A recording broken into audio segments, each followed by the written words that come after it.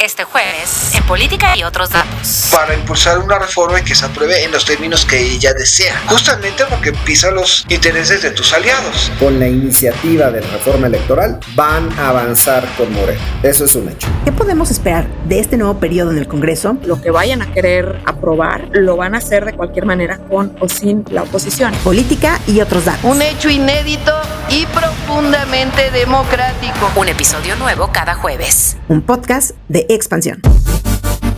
Política y otros datos. Para analizar, explicar y entender el ciclo político que vivimos. Política y otros datos. Desde el patio de Palacio Nacional, el pasado 1 de septiembre, la presidenta Claudia Sheinbaum presentó su primer informe de gobierno. Rodeada de su gabinete, gobernadores y empresarios, destacó los logros que ha conseguido su administración durante los últimos 11 meses. En materia de seguridad, Sheinbaum resaltó la reducción del 25% de los homicidios dolosos. En temas económicos, celebró los más de 36,000 millones de dólares en inversión extranjera directa. Y en bienestar social, destacó los 850,000 millones de pesos destinados para los presupuestos de programas sociales. Y entre todos estos números y mensajes de sus logros, la presidenta también resaltó la aprobación de 19 reformas constitucionales y 40 leyes que se han aprobado en su primer año de gobierno. Entre estas, algunas que han permitido que el movimiento al que pertenece, el de la llamada Cuarta Transformación, siga avanzando. 8. Reformas a los artículos 4 y 27 para garantizar los programas de bienestar como derechos sociales constitucionales. 9. Reforma al artículo 123 para reconocer el derecho a la vivienda a todas las personas trabajadoras. Y otras que, según sus palabras, han revertido el daño provocado por el periodo neoliberal. Reformas para desaparecer los organismos autónomos y crear órganos técnicos antimonopolio y de telecomunicaciones. Reforma al Poder Judicial que permitió en junio de 2025 elecciones libres para ministras y ministros de la Corte, magistradas, magistrados y jueces. Bienvenido el nuevo Poder Judicial. Un hecho inédito y profundamente democrático.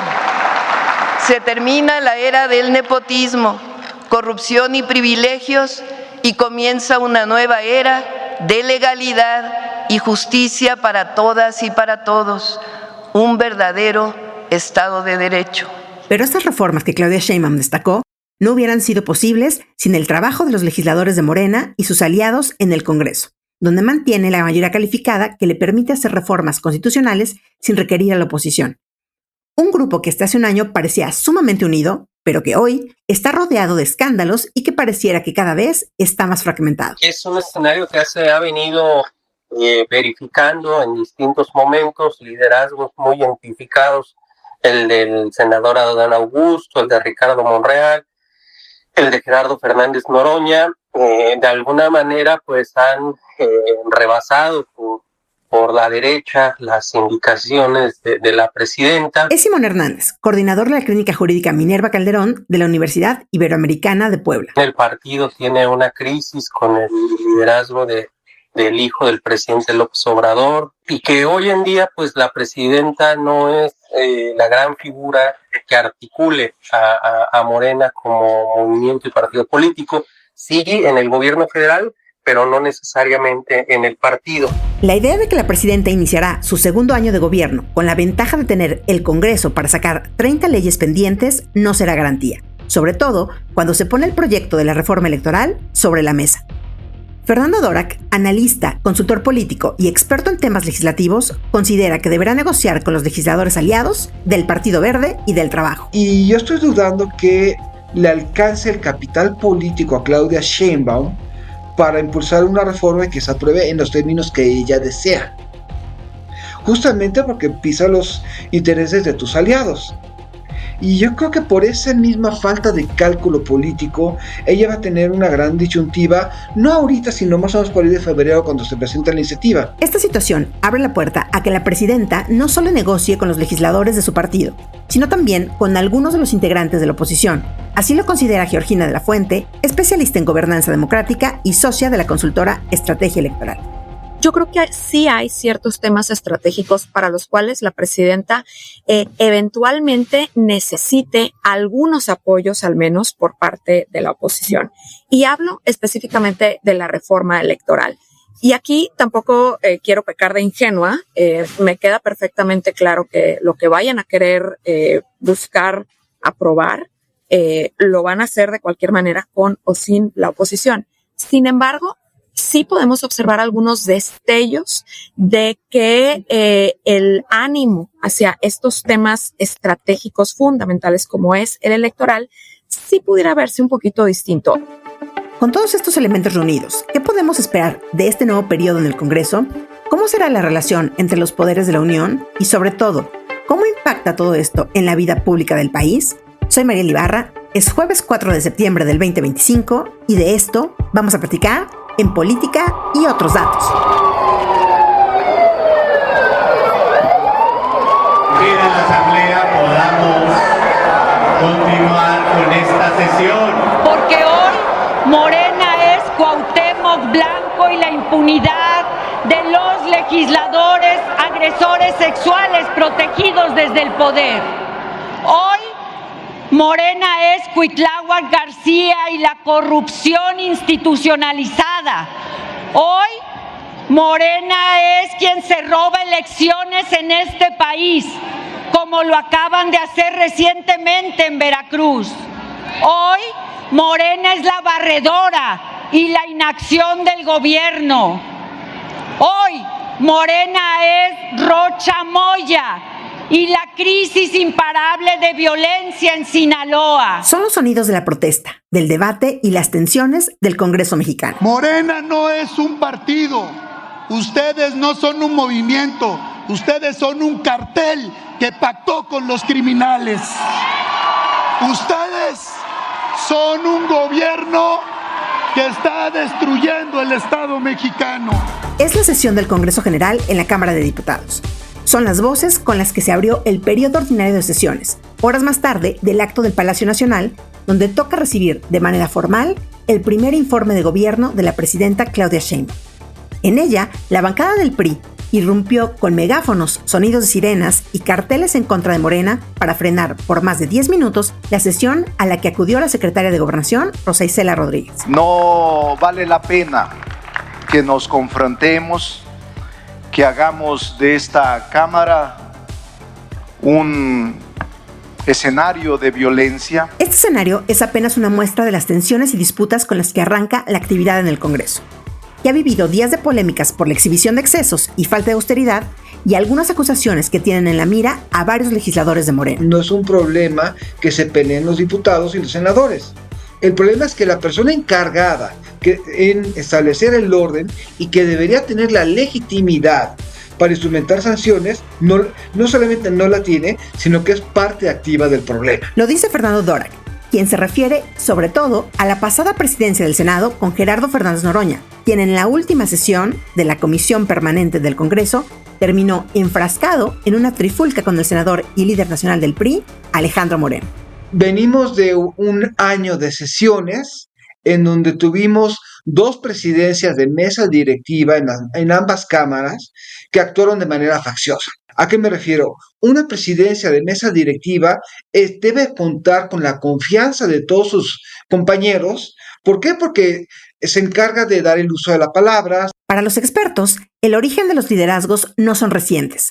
Aseguran que estas fricciones comenzaron desde el inicio de la legislatura con la selección de las presidencias de las mesas directivas que fueron impuestas por el expresidente Andrés Manuel López Obrador. El tema es que tanto Fernández Noroña como Gutiérrez Luna actuaron de acuerdo a los intereses de Morena, no de acuerdo a los intereses de la institución. Creo que recordarás que hace poco menos de un año, tanto ellos como los coordinadores de Morena presentaron una iniciativa de reforma constitucional sobre la supremacía constitucional. Eso no es algo que se haya visto o no se debería ver en ningún órgano legislativo. Y si tenemos eso, las tensiones fueron escalando hasta ver el espectáculo triste y lamentable que vimos el miércoles. en donde vimos a Alejandro Moreno enfrentado a golpes con Noroña. El cambio en la configuración de las mesas directivas en ambas cámaras trae esperanzas de que las sesiones y la polarización que hay en el ambiente se ordenen, sobre todo en el Senado con el nombramiento de Laura Itzel Castillo como su presidenta. La senadora es hija del líder de izquierda, Heberto Castillo, y se espera que conduzca las sesiones con una mayor imparcialidad. Laura Itzel Castillo naturalmente tiene un renombre por su herencia política, naturalmente, no tiene una gran fama ni un reconocimiento, pero tampoco tiene escándalos.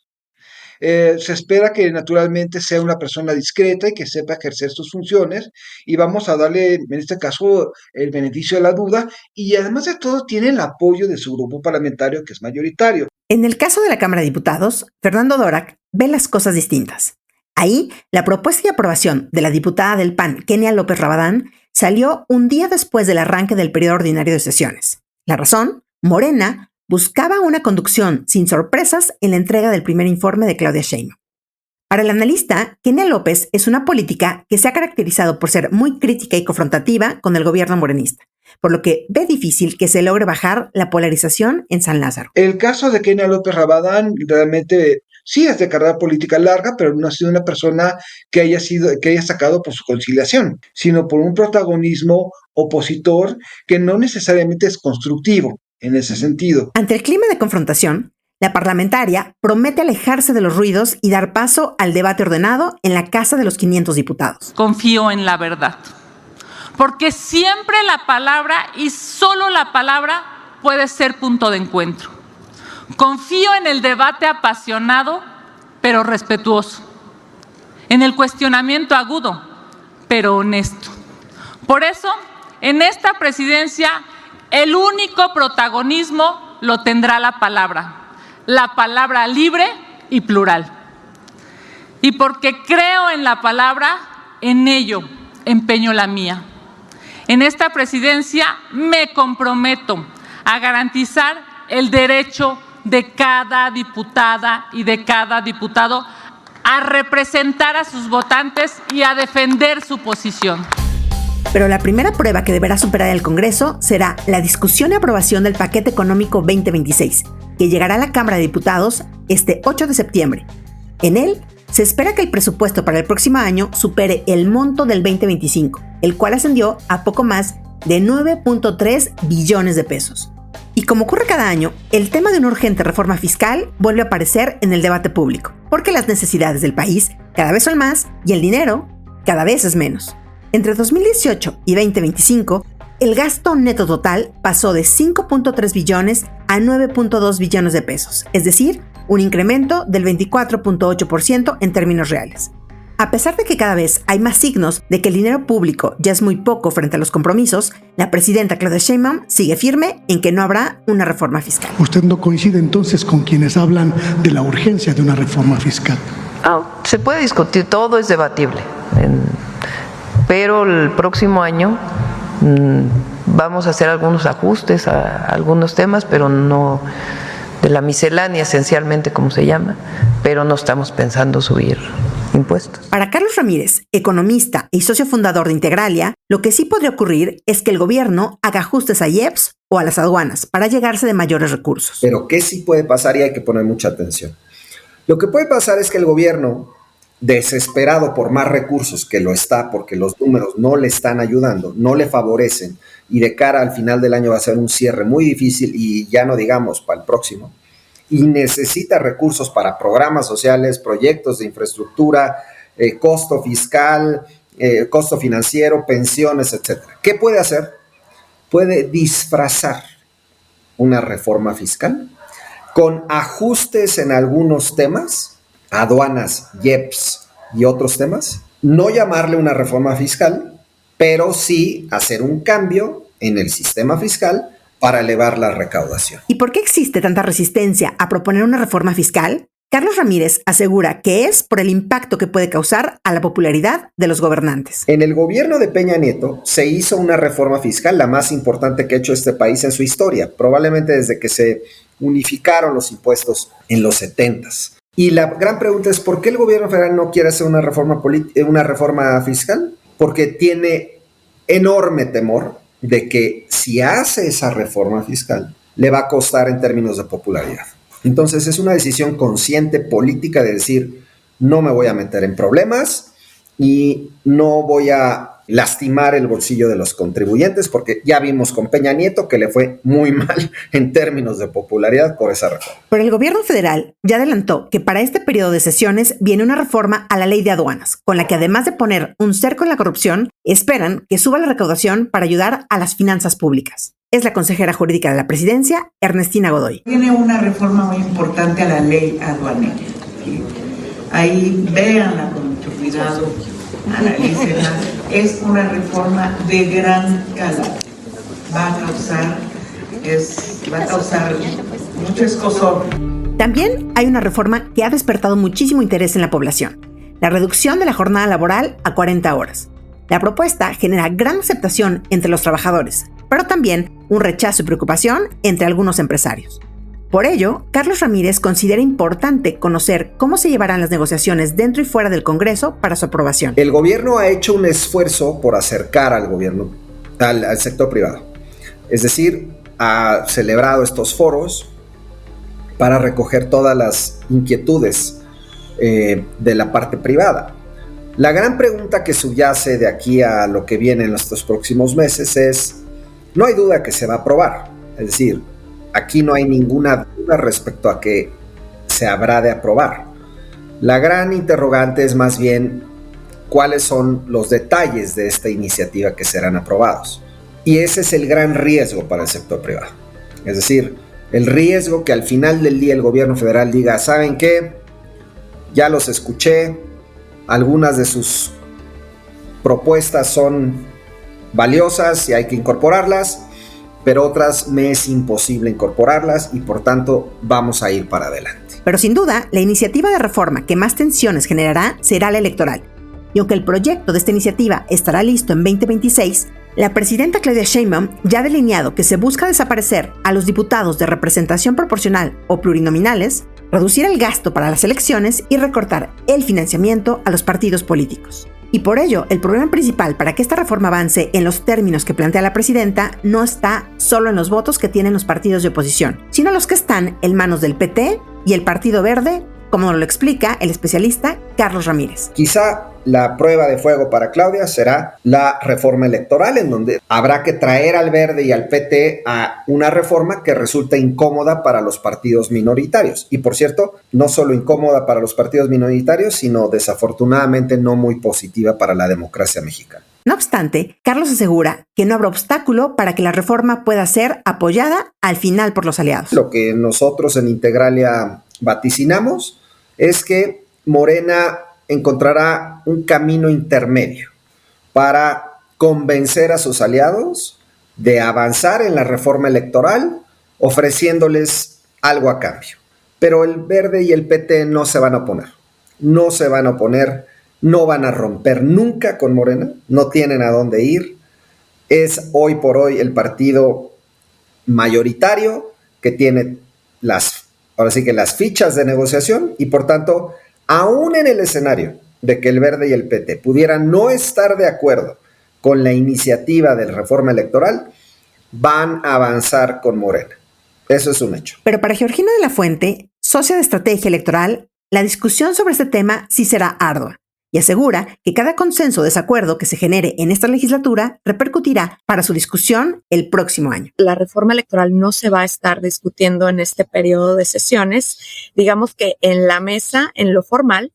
Sin embargo, sí podemos esperar que las negociaciones en torno a la reforma electoral sean el telón de fondo que pueda poner, digamos, el tono de la discusión del resto de las reformas. Fernando Dorak considera que este escenario será un buen parámetro para medir el capital político de Sheinbaum para lograr consensos en el Congreso. Sin embargo, la tarea no será sencilla, puesto que varios integrantes de Morena enfrentan señalamientos que en cualquier momento podrían desestabilizarlos internamente. Y aquí el tema va a ser con ese grado de complejidad de la reforma electoral, qué tan leales van a ser los operadores. Y un problema también adicional con el Senado. Adán Augusto está cada vez más vulnerable. Le han estado lloviendo acusaciones ya sea por la barredora o por fraude en Estados Unidos. Y es muy dudoso que aguante un escándalo más o 2 escándalos más. ¿Y eso por qué es importante? Porque él es la garantía de la estabilidad dentro del grupo parlamentario. Simón Hernández, profesor en la Ibero Puebla, coincide con Fernando e incluso señala que algunos legisladores de Morena podrían aprovechar su posición en las cámaras para utilizarla como una moneda de cambio con la presidenta Sheinbaum. Y esta reforma electoral va a tener o va a transitar siempre y cuando pues haya negociación al interior de Morena y determinadas concesiones.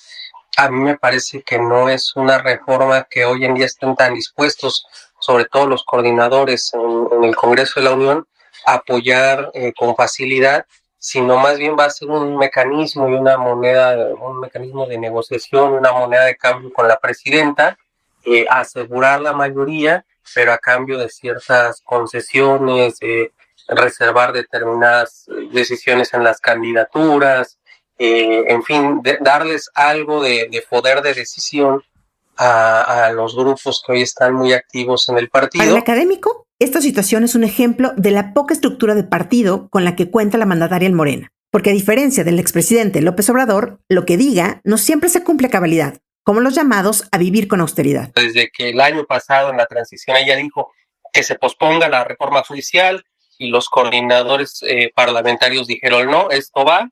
El tema, por ejemplo, de la crítica que ha hecho a los gastos y a la defensa de la austeridad republicana, y algunos diputados, senadores, funcionarios del partido, representantes también pues desatendiendo esto, y eso puede ser un factor que incida en la consolidación del proyecto, o que por alguna circunstancia, no tanto por la oposición política o por el control de los poderes del Estado y de las instituciones, sino al interior del propio Morena pueda haber algunas fisuras, algunas diferencias que dificulten, digamos, el control que tiene actualmente el partido y la presidenta. Un ejemplo de ello es el senador Gerardo Fernández Noroña, quien recientemente se vio envuelto en la polémica por su casa de 12 millones de pesos en Tepoztlán, Morelos, y que lo ha llevado a contradecir el discurso que su partido ha popularizado en los últimos años. Sobre la confusión que tú tienes de lo que es austeridad de las políticas públicas y austeridad personal,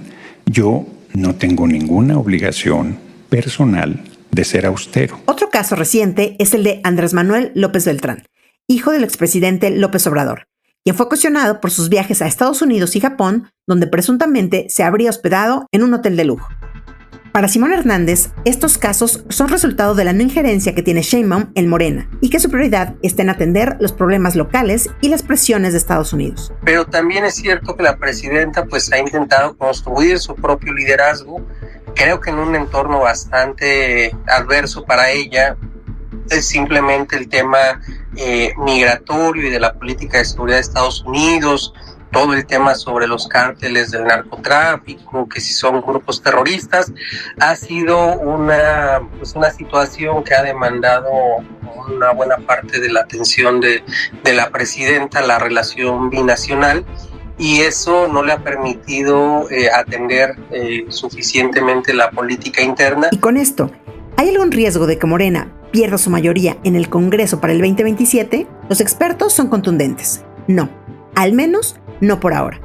Carlos Ramírez recalca que no hay una alternativa política que pueda competir al mismo nivel de Morena en todo el país. La oposición tendrá que planear bien su estrategia para de cara al 27, pero el panorama se ve complicado, porque además, recordemos, la presidenta tiene 70% de aprobación. Morena tiene 30% de positivos en el neto. El PRI y el PAN tienen 30% negativos. Entonces, la realidad es que siguen acarreando un problema reputacional bárbaro.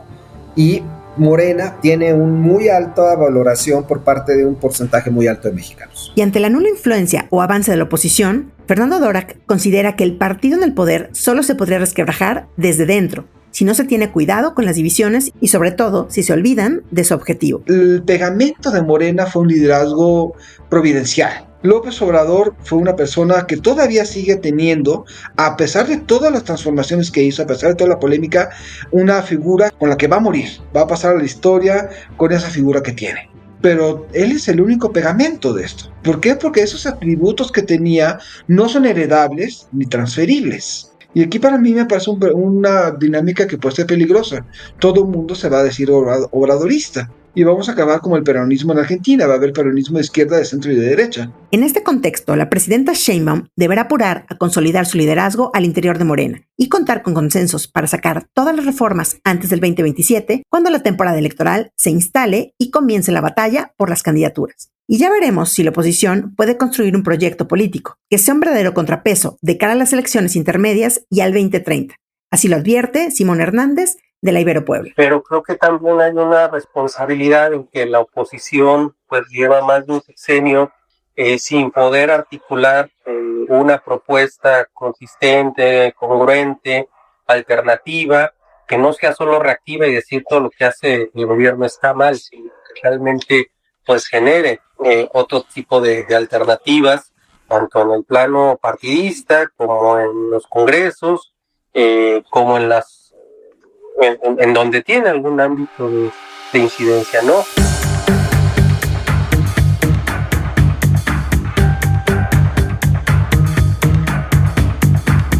Muchas gracias a Carlos Ramírez, Fernando Dourac y Georgina de la Fuente por el contexto, análisis e historias que nos ayudan a entender los problemas y los retos que existen en la Cámara de Diputados y en el Senado. Gracias también a Lidia Arista, reportera de Expansión Política, por la entrevista de Simón Ramírez. ¿Ustedes qué piensan? ¿Nuestros legisladores podrán construir un Congreso que avale mejores leyes o nos quedaremos entre confrontaciones y divisiones? Déjenos su opinión en la plataforma en la que nos escuchan. Y si les gustó este episodio, compártanlo y activen las notificaciones. Gracias a Francisco Juárez por la asistencia en el desarrollo del guión y a María Roqueñi por la coordinación de invitados. Leo Luna es el responsable de la producción y diseño sonoro de este episodio. Mónica Alfaro es la editora de broadcasting y la idea original está a mi cargo. Nos escuchamos la próxima semana con más política, más explicaciones y también con otros datos. Bye bye. Toda la información, detalles y seguimiento de los personajes políticos de México y el mundo en política.expansión.mx. Política y otros datos es un podcast de Expansión.